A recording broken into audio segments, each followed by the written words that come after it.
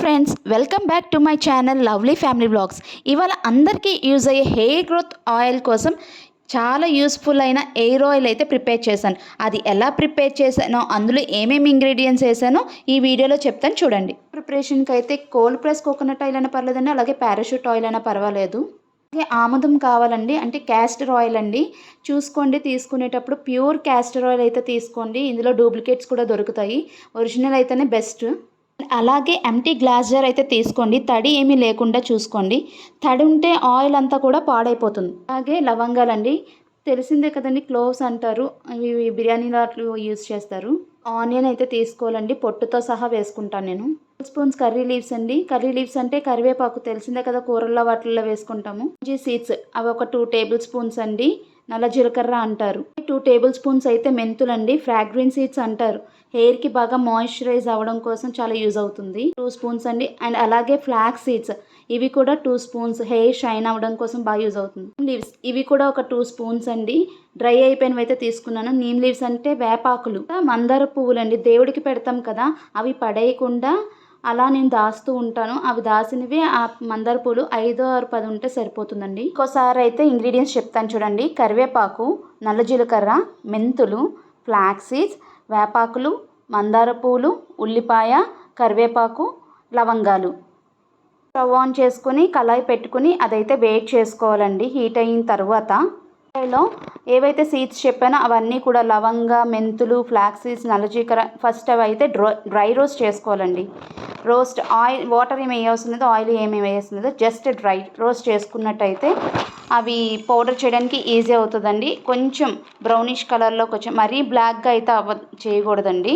బ్లాక్గా అయితే ఏమవుతుందంటే మాడిపోతాయి, సో హెయిర్ ఆయిల్ కూడా బాగోదు. జస్ట్ అవి చిట్టపట్లాడినట్టు రోస్ట్ చేసుకుంటే హెయిర్ ఆయిల్కి కరెక్ట్గా ఉంటుందండి.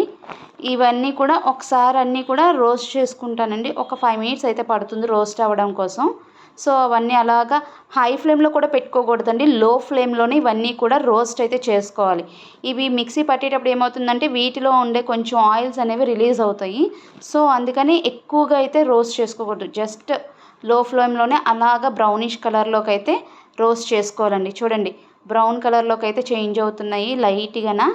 ఇవి ఇలా రోస్ట్ చేసిన వాటిని అయితే ఒక ప్లేట్ తీసుకొని ఇవన్నీ కూడా వేసుకొని చల్లారనించుకోవాలండి. ఈ లోపు అదే ప్యాన్లో ఇందాక ఏవైతే చెప్పానో onions, neem leaves, curry leaves, మందార పువ్వులు, ఇవన్నీ కూడా డ్రై రోస్టే చేసుకోవాలండి. వీటిలో ఉండే వాటర్ అంతా పోతుంది కదా, ఆనియన్లో ఉండే వాటర్ అంతా కూడా. సో అందుకనేసి ఇవి కూడా డ్రై రోస్ట్ చేసుకోవాలండి. ఇవి కూడా కొంచెం వాటర్ అది రిలీజ్ అయిపోయి రోస్ట్ అయితే అవ్వాలండి. అంటే బ్రౌన్ కలర్లోకి అయితే చేంజ్ అయినాయి. ఆనియన్స్ కూడా అందులో ఉండే వాటర్ని అయితే రిలీజ్ చేస్తాయి. మొత్తం అన్నీ కూడా ఇలాగా బ్రౌన్ కలర్లోకి అయితే అవ్వాలి. ఇలా అన్నీ కొంచెం ఫ్రై అయిన తర్వాత ఇవి కూడా ఇందాక ఏదైతే ప్లేట్లోకి సీడ్స్ అన్నీ తీసుకున్నామో అదే ప్లేట్లోకి తీసుకుని చల్లారబెట్టుకోవాలండి. ఒక మిక్సీ బౌల్ అయితే తీసుకుని తడి లేకుండా చూసుకోండి. అందులో ఇందాక చల్లారి పెట్టుకున్నాం కదండి seeds and onions, neem leaves, curry leaves, ఇవన్నీ కూడా పెట్టుకుని అయితే మిక్సీ పట్టుకోవాలండి. మెత్తగా పేస్ట్ లాగా అయితే పట్టుకోవాలి. స్టవ్ ఆన్ చేసి ఆయిల్ని అయితే ఒక బౌల్లో వేసుకుని పెట్టుకోవాలండి. లో ఫ్లేమ్లో, అంటే హై ఫ్లేమ్ కాదు, ఈ స్లో ఫ్లేమ్ కదండి, జస్ట్ సిమ్లో పెట్టుకుని అలాగా ఏదైతే ఫ్రై చేసామో ఆ పౌడర్ అంతా కూడా అందులో వేసి నూనెతో పాటు కలిసిపోయేటట్టు హీట్ అవ్వాలండి. ఎక్కువగా వేడి కూడా చేసుకోవద్దు ఆల్రెడీ, ఎందుకంటే ఈ ఇంగ్రీడియంట్స్ అన్నీ కూడా మనం ఫ్రై చేసుకున్నాం. ఇంకా అంత ఓవర్ హీట్ అయితే చేయాల్సిన పని లేదండి. చూడండి, మొత్తం అన్నీ కూడా ఆ ఆయిల్ అలాగా మిక్స్ అయిపోవాలి మొత్తం. ఇప్పుడు ఏదైతే పౌడర్ వేసామో అదంతా కూడా ఆయిల్ పీల్చుకోవాలి.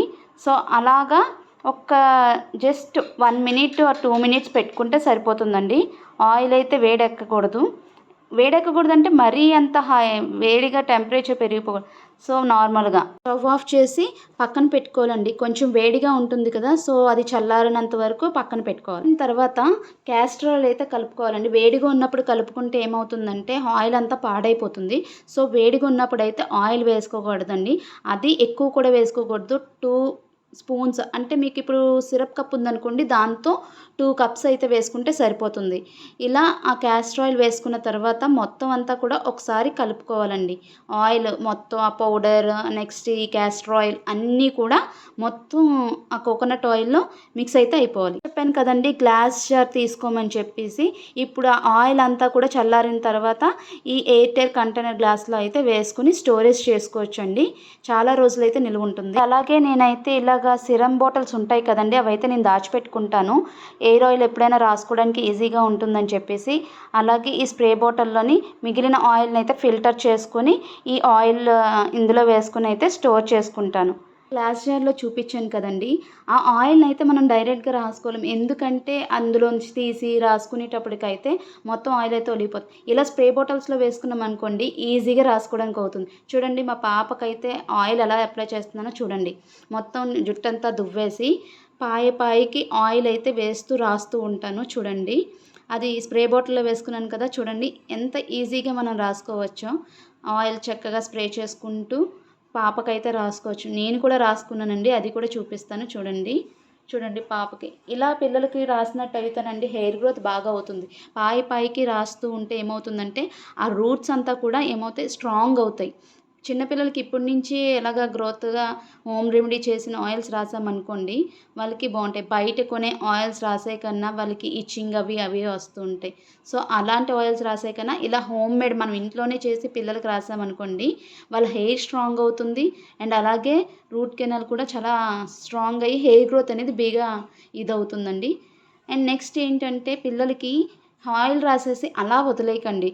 వీక్లీ ట్వైస్ అయితే హెడ్ బాత్ అయితే చేయించండి. ఎందుకంటే వాళ్ళకి ఆయిల్ వల్ల ఏంటంటే చిరాకు అది పుడుతుంది. సో ఆ చిరాకు అయితే ఉండదు. అండ్ అలాగే ఇంకొకటి యూజ్ ఏంటంటే హెయిర్ గ్రోత్ అయితే బాగా అవుతుందండి. వీక్లీ ట్వైస్ హెడ్ బాత్ అయితే చేపిస్తే సో పిల్లలకి గ్రోత్ అనేది పెరుగుతూ ఉంటుంది. ఆయిల్ అప్లై చేసేసి జెల్ అయితే వేసేసానండి. ఇంకా తను రెడీ అయిపోయింది.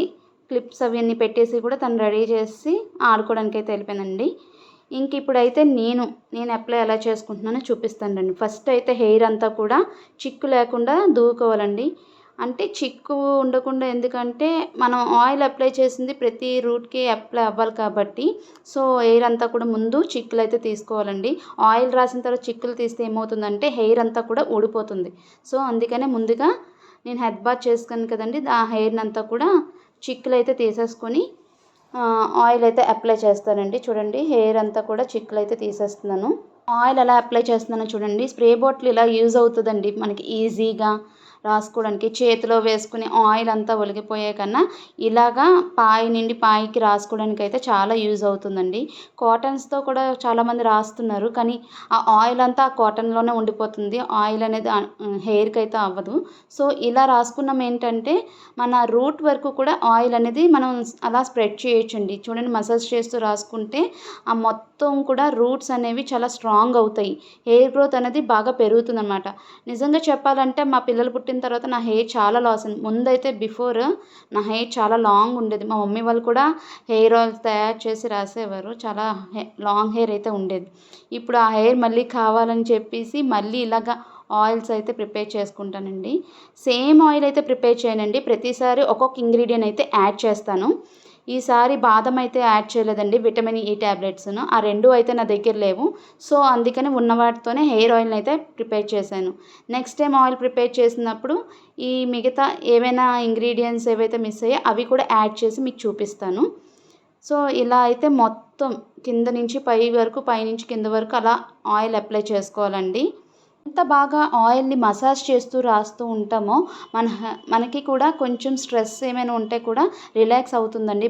బ్రెయిన్ అంతా కూడా చాలా కూల్ అవుతుంది. ఇవన్నీ ఇంగ్రీడియెంట్స్ చాలా యూజ్‌ఫుల్ అయ్యే ఇంగ్రీడియెంట్స్ అండి. మెంతులైతే హెయిర్ మొత్తం కూడా స్కాల్ప్‌ని అంతా కూడా మాయిశ్చరైజింగ్ చేస్తుంది. డ్రై అవ్వకుండా ఉంచుతుంది. అండ్ అలాగే ఫ్లాక్స్ సీడ్స్ హెయిర్ అంతా షైనీగా కనిపిస్తుంది. అండ్ లవంగాలు ఉంటాయి కదండీ, అవి కూడా ఇచ్చింగ్ రాకుండా, డాండ్రఫ్ పట్టకుండా యూజ్ అవుతుంది. అండ్ అలాగే నీమ్ లీవ్స్ వేసాను, అవి పేలు పట్టకుండా యూజ్ అవుతుంది. మందార పూలు సాఫ్ట్‌గా హెయిర్ అవుతుంది. అండ్ నెక్స్ట్ అలాగే ఇంకా కలోంజీ సీడ్స్ హెయిర్ అయితే బ్లాక్ అవుతుందండి. సో ఇవన్నీ ఇంగ్రీడియంట్స్ యూస్ఫుల్ అయ్యే ఇంగ్రీడియంట్స్ అండి. అలా ఎయిర్ ఆయిల్ మొత్తం అంతా అప్లై చేసిన తర్వాత కోంబింగ్ చేసుకుని జడ అయితే వేసేసుకోవాలండి. ఎయిర్ అయితే వదిలేసుకోకూడదు.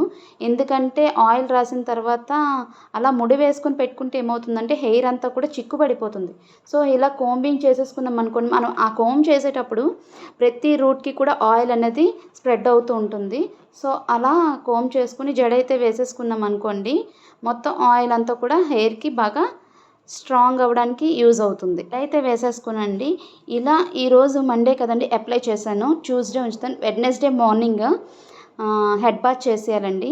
వీక్లీ ట్వైస్ అయితే కంపల్సరీ హెడ్ బాత్ చేయాలి. అప్పుడే హెయిర్ గ్రోత్ అనేది ఫాస్ట్ అవుతుంది. లేదు వీక్ మొత్తం ఆయిల్ పెట్టి హెడ్ బాత్ చేస్తానంటే కూడా డస్ట్ అంతా పట్టేసి హెయిర్ గ్రోత్ అనేది స్టాప్ అయిపోతుందండి. సో వీక్లీ ట్వైస్ అయితే హెడ్ బాత్ చేయాలి కదండి. ఆయిల్ ఎలా ప్రిపేర్ చేశాను, మీరు ఈ ఆయిల్ ట్రై చేసి రిజల్ట్ ఎలా ఉందో కమెంట్లో చెప్పండి.